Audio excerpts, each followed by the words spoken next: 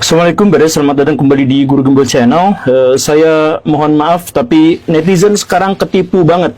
Ketika sekarang kita sedang mengawal sebuah kasus mega korupsi yang merugikan negara sampai 300 triliun rupiah, kemudian netizen yang melihat ini justru malah dibelokkan oleh para buzzer ke arah yang salah. Mereka menuding pihak yang salah, yaitu apa? Pak Harvey Muiz. Sekarang dibully, dituding, dicari-cari kesalahan, termasuk istrinya juga, termasuk hakim yang telah memvonisnya dan sebagainya.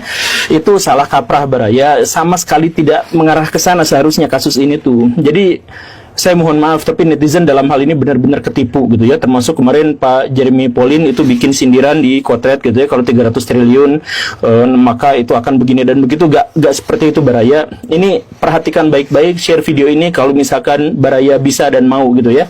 Jadi kronologinya seperti ini ya. Pak Harvey Muiz itu terpidana korupsi yang merugikan negara 300 triliun rupiah. Dari mana 300 triliun rupiah itu? Pertama, kerugian akibat kerjasama sewa alat processing bla bla bla, alat-alat pabrik gitu ya, pabrik nikel. Berapa di situ kerugiannya?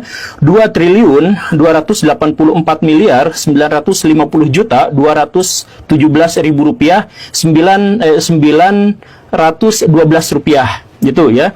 Kemudian kerugian negara karena pembayaran biji timah dari tambang timah ilegal itu 26 triliun 648 miliar 625 juta 701 ribu 519 rupiah. Kemudian kerugian lingkungan hidup, kerusakan yang luar biasa parah itu adalah 271 triliun 69 miliar 688 juta 18.700 rupiah. Kalau dijumlah jamleh di total semuanya itu adalah 300 triliun rupiah. Nah, masalahnya di mana? Masalahnya adalah bahwa orang-orang kemudian fokus itu kepada Pak Harvey Muiz. Siapa Harvey Muiz itu? Dia itu satu, bukan komisaris perusahaan, bukan pemilik perusahaannya, bukan direkturnya, bukan stafnya, bukan decision maker dari peristiwa korupsi ini.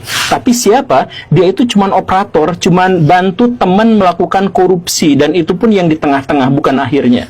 Jadi saya bukan ngebela dia, tapi saya bilang bahwa dia itu kalau misalkan di narkoba itu sekitar semacam kurirnya aja lah ya. Yang pemasoknya, yang bandar besarnya itu aman sampai sekarang. Nah, inilah kekecewaan saya pada netizen. Kenapa? Netizen itu justru fokus hanya pada satu orang. Coba gini lah ya. Kalau Baraya korupsi di pertambangan, maka yang terjadi itu apa?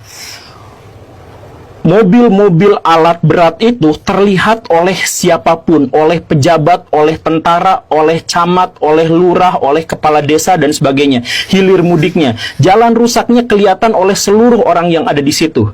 Kemudian misalkan bikin smelter, bikin pabrik, itu semuanya kelihatan sama orang. Kemudian ketika hutan ditebang, kemudian ketika sungai tercemar, ketika hutan-hutan sekarang sudah tidak lagi bersuara karena burung-burungnya hilang dan sebagainya, itu diketahui oleh semua orang. Artinya apa? Korupsi pertambangan itu adalah korupsi yang demonstratif, korupsi yang terlihat jelas, dan karena itu pihak yang terlibat di situ mustahil cuman satu, gak mungkin cuman satu, tapi banyak.